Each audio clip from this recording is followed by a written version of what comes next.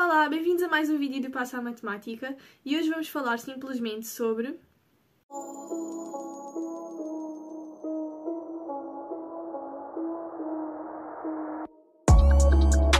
transformações de funções, a função módulo e funções definidas por ramos.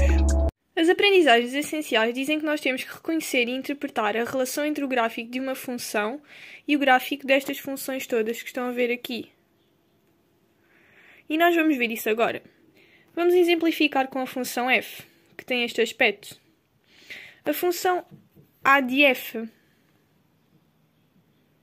ou a vezes f de x, vai simplesmente ter a forma duplicada ou triplicada, dependendo do valor do a. Então, a função vai crescer horizontalmente e verticalmente, consoante o valor do a.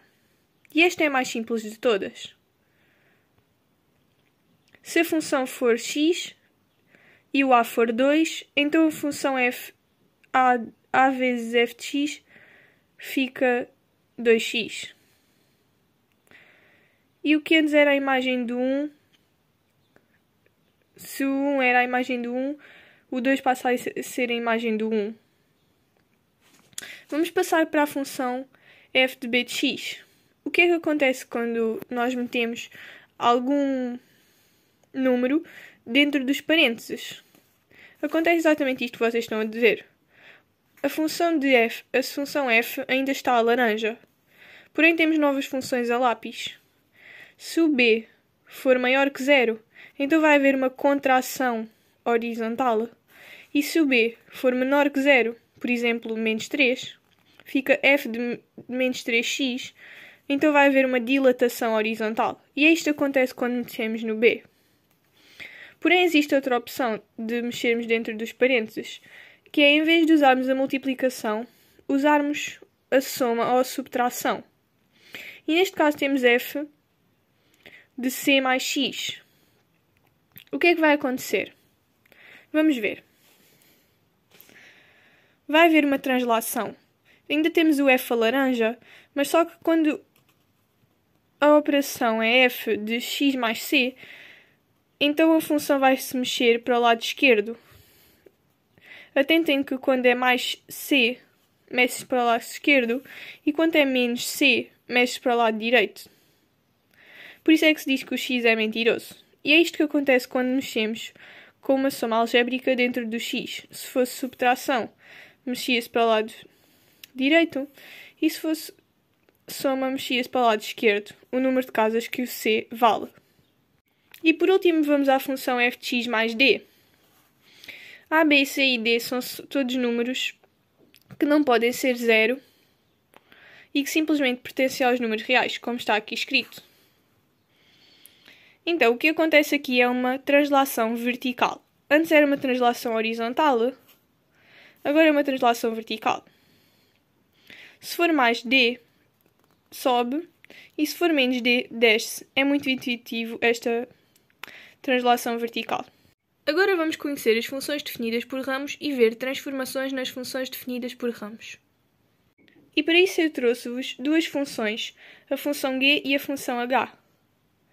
A função g está aqui representada. Ela é claramente uma função definida por ramos e no final eu vou-vos explicar porquê.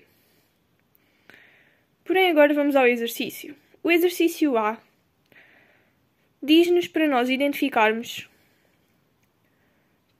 o domínio e o contradomínio da função g. Como é que nós vamos identificar o domínio da função g? Bem, o domínio refere-se simplesmente ao intervalo de x's que existem na função. Qual é que é o intervalo de x que existe na função? A função utiliza o x de menos 4 até 6. Então é esse exatamente o seu domínio. Reparem que o 6 é fechado, ou seja, o 6 está incluído no domínio, porém o 4 não está incluído no domínio, porque a bolinha está aberta, não está preenchida, e por isso vai ser um intervalo aberto. E é exatamente isso que escrevemos. De menos 4 até 6 é o domínio da função g. Agora pede-nos para identificar o contradomínio. E o contradomínio já estamos a falar dos valores de y. Então vamos ver. O extremo absoluto inferior da função g é o menos 1, no que toca a valores de y. E o extremo superior é o 5, no que toca a valores de y também. Então esta função vai de menos 1 até 5. Reparem que o menos 1 é fechado, pois ele pertence ao domínio. E o 5 não pertence ao domínio, pois, mais uma vez, a bolinha não está preenchida. Assim escrevemos intervalo fechado de menos 1 até intervalo aberto de 5 para o contradomínio. O segundo exercício pede-nos simplesmente para nós desenharmos o gráfico da função h. Sendo que nós já temos o gráfico da função g, se observarem bem, a função h não passa de uma transformação da função g. A função h é igual à função g, mas com x mais 1 dentro dos parênteses. E nós vimos o que é que acontece com x mais 1. Era correspondente à letra C e corresponde a uma translação horizontal. Se quiserem, podem voltar atrás no vídeo e rever. Mas simplesmente vamos ver agora como é que se faz esta translação neste caso. Eu fiz o levantamento de todos os pontos e simplesmente desloquei a função um ponto para a direita. Por exemplo, este ponto, que era o ponto 2, 3, passou a ser o ponto 1, 3. E imitei a função assim. Ocorreu uma translação horizontal, embora não seja muito explícito porque os gráficos não estão alinhados, mas houve.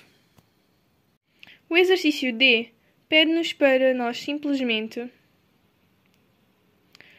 avaliarmos e estudarmos a função h, que é a função que obtemos quanto à monotonia. E o que é que nós podemos dizer? Podemos dizer que ela é estritamente decrescente desde menos 4 até menos 3, unido com 1 até 3. E é isso mesmo que escrevemos. Menos 5, desculpem, até menos 3, unido com 1 até 3. Importante saber os intervalos abertos, por exemplo. E simplesmente o menos 5 aqui também não pertence ao domínio. Vamos agora ver quando é que esta função é estritamente crescente.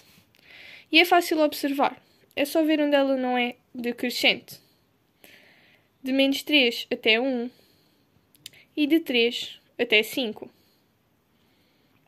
E é exatamente isto que se escreve. Menos 3 até 1 e de 3 até 5. Usamos o sinal de união e dizemos que o x pertence a estes intervalos. A frase fica: h é estritamente crescente em x pertencente a estes intervalos. Se assistiram à aula passada sobre funções e os seus gráficos, então viram que existem funções definidas por ramos que se representam de forma diferente do que as funções que não são definidas por ramos. E agora vou-vos dizer qual é a representação desta função. Representa-se exatamente assim. Tem 4 ramos. Porquê? Porque cada linha destas, 1, 2, 3, 4, é correspondente a uma reta. Esta é uma reta diferente do que esta, e assim sucessivamente. E temos aqui 1, 2, 3, 4 retas, porquanto vamos ter 1, 2, 3, 4 linhas diferentes, com os seus respectivos intervalos. E agora vamos ver a função módulo. A função módulo tem este aspecto que estão a ver. Parece um V. E a sua expressão algébrica é representada por módulos, como já vimos nas funções e os seus gráficos. E para representar graficamente a função módulo, eu trouxe-vos o seguinte exercício. Na figura está representada num referencial ortonomado parte do gráfico de uma função de domínio R. Qual das funções poderá definir a função representada? A função é esta. E podemos ver que é uma função módulo, tal como está aqui. Este é o módulo de x, mas transformada. ela está virada ao contrário e simplesmente levou algumas translações em cima. E o que é que podemos fazer? Podemos partir da função módulo e ir transformando várias funções até chegar à mesma. Vamos então fazer isso. Sabemos que a função módulo de x é esta.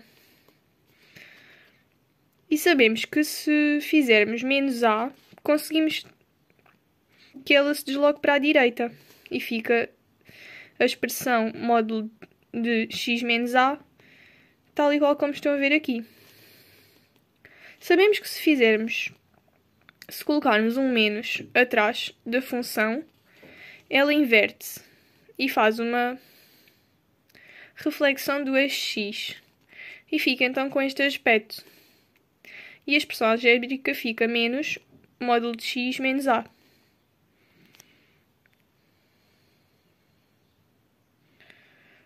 Por último, apenas nos falta elevar a função a unidades. E assim podemos adicionar o a fazendo uma translação vertical e fica esta a expressão. Como podem ver aqui. Passamos daqui, que ela estava no eixo do x, para aqui, que ela ficou igual a esta. Então é só procurar qual é a expressão que nos dá e é a a.